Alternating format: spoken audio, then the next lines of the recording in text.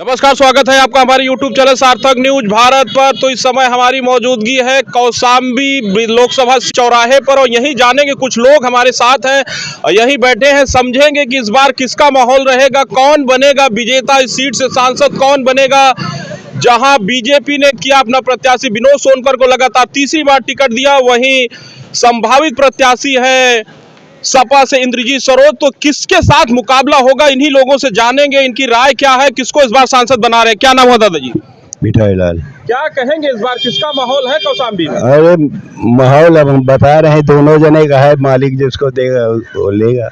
फिर भी बीजेपी से लोग सांसद विनोद सोनकर को तीसरी बार टिकट मिला है। हाँ मिला है तो, मगर हम लोग चेहरा उनका नहीं देखे आज तक। और 2 बार से वो सांसद हैं, आप चेहरा ही नहीं देखे? नहीं, चेहरा नहीं मिला देखेगा। हाँ। कोई नहीं देखा। क्या कहेंगे दादाजी, क्या नाम हुआ? राम सुंदर यादव। क्या कहेंगे इस बार किसका माहौल है? माहौल तो माने नहीं समझ में आ रहा है। माहौल ठीक है, इंद्रजीत सरोज का भी है और हमारे यहाँ राजा भैया भाई प्रतिनिधि हैं, उनका भी है। लेकिन इंद्रजीत सरोज का 10 साल हम लोगों ने चेहरा नहीं देखा है कि कैसे हैं वो। अच्छा, इंद्रजीत तो सांसद है, वो विनोद सोनकर का चेहरा नहीं देखा है कि कैसे हैं नहीं है, क्या काम किया हम लोग। लोगों का ऐसा मानना है कि विनोद सोनकर जनसुलभ नेता हैं, लोगों के सुख दुख में पहुंचते हैं। अब आज तक तो कहीं नहीं आए यहाँ भाई, कहाँ पहुँचते हैं, अब कैसे जीतते हैं उसको ऊपर वाला जाने। लेकिन हम लोग भाई सोनकर से हाँ चेहरे नहीं देखा है, क्या बताएं हम। और इस बार तीसरी बार उनको टिकट मिला, तीसरी बार फिर टिकट मिला है। तो किसके साथ रहेंगे आप इस बार? जनता का रुझान है, कोई इंद्रजीत सरोज के साथ है तो कोई राजा भैया के साथ है और बीजेपी के लोग भी होंगे उनके साथ। जिसको देखे नहीं है उसके साथ। अच्छा, आप जिसको देखे नहीं है तो क्या बताएं कि विनोद सोनकर कैसे हैं कैसे नहीं है भाई। क्या कहेंगे चाचा जी आप? अरे भाई मैं तो देख रहा हूँ काम धाम अच्छा हो रहा है बीजेपी सरकार में। हाँ। और ये है कि भाई अभी सोनकर कहाँ से खड़े हैं ये नहीं जानता, लेकिन कौशाम्बी से। हाँ, लेकिन मैंने कभी देखा नहीं उनको। और क्या बताऊं। तो बीजेपी सरकार के कामकाज से खुश हैं? हाँ खुश हैं। कह रहे हैं कि गुंडा माफियाओं को हमने मिट्टी में मिला दिया। वो तो मिला दिए। सही है, मिला दिए। हाँ। कह रहे हैं रोड बनवाया जो 10 साल में हमने काम किया वो 50 साल में नहीं हुआ था। वो तो सही है, सामने दिख रहा है। इस बार किसके साथ रहेंगे आप 2024 में? हम तो बीजेपी के साथ हूँ। बीजेपी के साथ रहेंगे, ये बड़ी बात। क्या कहेंगे चाचा जी? हम तो राजा भैया के साथ। राजा भैया के साथ? हाँ, राजा भैया के साथ। पिछली बार तो राजा भैया का प्रत्याशी यहाँ तीसरे स्थान पे था। अब क्या करे, वो माहौल ही वैसा बन गया था। और इस बार भी राजा भैया, लेकिन संभावना ऐसी लग रही थी कि बीजेपी के साथ गठबंधन साथ में रहने वाले आदमी राजा भैया। हाँ, राजा भैया के साथ। हार जीत को हाँ, कोई भी चाहे हारे चाहे जीते, वो हम राजा के आदमी हैं। राजा के साथ। हाँ, राजा के साथ में जी। हाँ, ऐसा क्यों?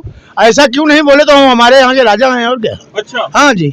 तो विधायक है? हाँ, तो विधायक हैं, वो कुछ सांसद हैं, कुछ भी है, लेकिन हम राजा के हैं बस। हाँ, राजा के साथ। क्या नाम हुआ? हम यहाँ नहीं। आप यहाँ के नहीं है? क्या कहेंगे चाचा? क्या कहें, गरीबों की सरकार सुनती नहीं। इस सरकार में गरीबों की नहीं सुनी? कहाँ सुनती है? कह रहे हैं कि हम तो गरीबों के 15 लाख करोड़ कर्ज माफ कर दिया पूंजीपतियों का। और किसानों का कर्ज आप तो अभी तक माफ नहीं हुआ। हम ये सरकार से कहना चाहते हैं, जो आने वाली सरकार जाने वाली सबके लिए, कि सबसे पहला काम जो किसान कर्ज में डूबे हुए हैं उनका कर्ज माफ होना चाहिए। और क्या मांग? और विकास की जो आजकल 70% गांव में बेरोजगार पड़े हुए हैं लड़के। हाँ, लड़के युवा लोग, उनको एक बड़ा मुद्दा है, अभी कुछ हमेशा सवाल जी ये है भी। अब आप अगर गांव में जाएंगे तो आपको 70% करीब आपको बेरोजगार मिलेंगे।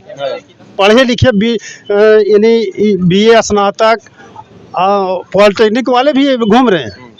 तो बाकी ओवरऑल मोदी सरकार के 10 साल के कामकाज को आप किस तरह से देखते हैं? जैसे सरकार दावा कर रही है कि तो रोजगार देने में तो फेल है। इन्होंने झूठ बोला मंच से कि हम 2 करोड़ नौकरी देंगे हर साल, लेकिन अभी तक ये नहीं बता पाए कि हमने कितनी करोड़ नौकरी दी। इस मुद्दे पे तो सरकार के सामने चुनौती रही है। और पेपर लीक जैसे मामले, पेपर लीक, अब देख लीजिए पुलिस भर्ती 60,000 भर्ती पुलिस की हुई और पेपर लीक हो गया। और आवेदन कितना था? 60 लाख था। कितनी बड़ी बेरोजगारी है। अभी ये तो आदमी अब ठीक है, अब इसका हर आदमी जवाब नहीं देता है ना। ये तो बीचे बीचे आदमी जो पढ़ता है, थोड़ा पेपर या टीवी मोबाइल देखता है, उसको जानकारी है। 70% आज भी गांव में मतलब इसकी पूरी जानकारी नहीं है कि एक फार्म पे क्या हजार पड़ता है फार्म। तो इस बार कौशाम्बी से क्या माहौल रहेगा, कौन बनेगा सांसद, किसको दिल्ली भेज रहे हैं आप? ये कहना भी मुश्किल है। फिर भी लोग बीजेपी ने अपने प्रत्याशी को घोषित किया जो कि 2 बार से यहाँ सांसद है, तीसरी बार भी उनको टिकट दिया है, और वही सपा से उम्मीदें हैं इंद्रजीत सरोज को टिकट मिलेगा। तो इस बार किसका माहौल है यहाँ? मुकाबला तीनों का बराबर रहेगा। तीनों मतलब राजा भैया का भी प्रत्याशी है? राजा भैया तो खैर अब तीसरे में आप खुद बता रहे हैं कि तीसरे नंबर, 3 में तो वही है, फिर अब तीसरे में तो हाँ वही है। हाँ, अब मुकाबला तो नंबर पे निकलता हुआ कौन दिख रहा है? कुछ लोगों की राय ली जा रही है, कहीं कहीं कह रहे हैं कि साइकिल आगे रहेगी, कुछ कह रहे हैं कि कमल का फूल फिर एक बार खिलेगा।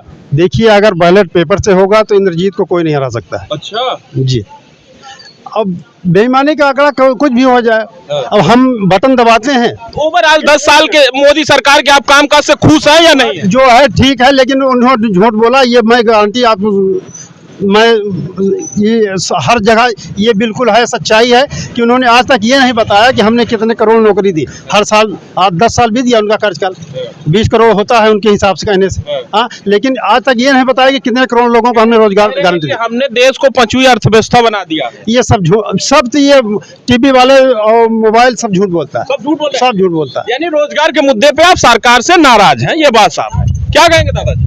अरे हम इतना नाराज है कि हमारे पास कोई शब्द ही नहीं है। किससे नाराज है? सरकार से नाराज है। बच्चे ये सब झोला टांगे घूम रहे हैं, एक भी रोजगार, जो भी वैकेंसी निकलती है, 69,000 यूपी सरकार ने वो भर्ती किया था शिक्षक, आज तक उसका मुकदमा हाई कोर्ट में चल रहा है। पुलिस निकाला वो हो गया, आरो निकाला, जितनी भी बेरोजगारी सबसे ज्यादा इन्होंने पैदा किया और कुछ नहीं किया। लेकिन सरकार कह रही है कि हम गुंडे माफियाओं को मिट्टी में माफिया के है, गुंडा माफिया भाई के गुंडा माफिया, हमका गुंडा माफिया ने क्या लेना देना है? कि देश में अमन, प्रदेश में अमन। क्लियर आपको कहता हूँ, कोई भी गुंडा माफिया छोटे आदमी को सताया हो, किसी की गुमती उजाड़ दिया हो, किसी का घर उजाड़ दिया हो, अरे बड़े बड़े अरबपतियों का पैसा उसने लूटा, तो कोई बहुत बड़ा गलत काम नहीं। कह रहे हैं कि हमारी सरकार में रंगदारी नहीं है, गुंडई नहीं है, कि आप किसी गुंडाई तो कहीं भी नहीं देखा मैं, जितनी इर्द गिर्द की बाजार है कहीं नहीं कोई गुंडा। कह रहे हैं कि हमारी सरकार में अमन नहीं, पहले भी ऐसे था, ऐसा नहीं, कोई गुंडा आज भी नहीं है। पर आप कौशाम्बी में इस बार किसको सांसद? कौशाम्बी में हम इनको वोट, हम लोग यहाँ के लोग तो 90% नहीं करेंगे कि वो आज तक इसी रास्ते जाते हैं, आज तक यहाँ रुके नहीं, उनको कोई चिंता भी नहीं है। तो किसके साथ रहेंगे? इंद्रजीत के साथ रहेंगे? नहीं, किसी के साथ नहीं रहेंगे, उसको नोटा को दबाएंगे। अरे वोट का बहिष्कार करेंगे आप? क्या कहेंगे भाई साहब, क्या माहौल है? भैया ठीक है, आपका क्या? अरे हम क्या साथ रहेंगे, किसके साथ रहेंगे इस बार? सब जहाँ रहेंगे वहीं हम भी रहेंगे। क्या कहेंगे आप? भैया हम सफाई यही सपा में रहा खुल्ला। अच्छा, खुल्ला रही इधर आप काहे रहेंगे आप सपा में? अरे उनका क्या करे मोदी योगी के, लेकिन साढ़े घर घर नौकरी दे, साढ़ अखबार तो है रात भर सब चराई चापी चराई लेते हैं, काबा है। तो इंद्रजीत के साथ रहेंगे? कौनो जीत के साथ ही रही, रहा सपा में चाहे जोने जीत के साथ ही रही। अच्छा, हाँ, बीजेपी सरकार से आप खुश नहीं? बीजेपी से क्यों खुश नहीं ना, हमारी नहीं, क्यों नहीं खुश है हमारी नहीं। अच्छा, हाँ, क्या कहेंगे चाचा जी? हम एक गाँव को न वही, हम गांव से नहीं है, लोकसभा सीट से तो आप नहीं, तो हम इलाहाबाद जिला का है भैया। फिर भी क्या माहौल है? हमारे यहाँ तो सबको बराबर है, हमारे यहाँ ज्यादा है, सब है। हाँ, राजा के तो हुआ है ना हमारे यहाँ। तो यहाँ किसका जनाधार? अब यहाँ काम में सब जाने जनता ही है। हाँ, तो ये है यहाँ का सूरत। लोगों की जो राय ली गई है, कुछ मुद्दे ऐसे हैं कि रोजगार के मुद्दे पर लोग मुखर हैं, सरकार से नाराज भी हैं, और वही दूसरी तरफ मिलीजुली राय है। इस बार देखना होगा, दिलचस्प होगा। विनोद सोनकर के लिए यह सीट इस बार फंसती हुई नजर आ रही है। तो आप हमारे YouTube चैनल सार्थक न्यूज भारत को देखते रहिए। धन्यवाद।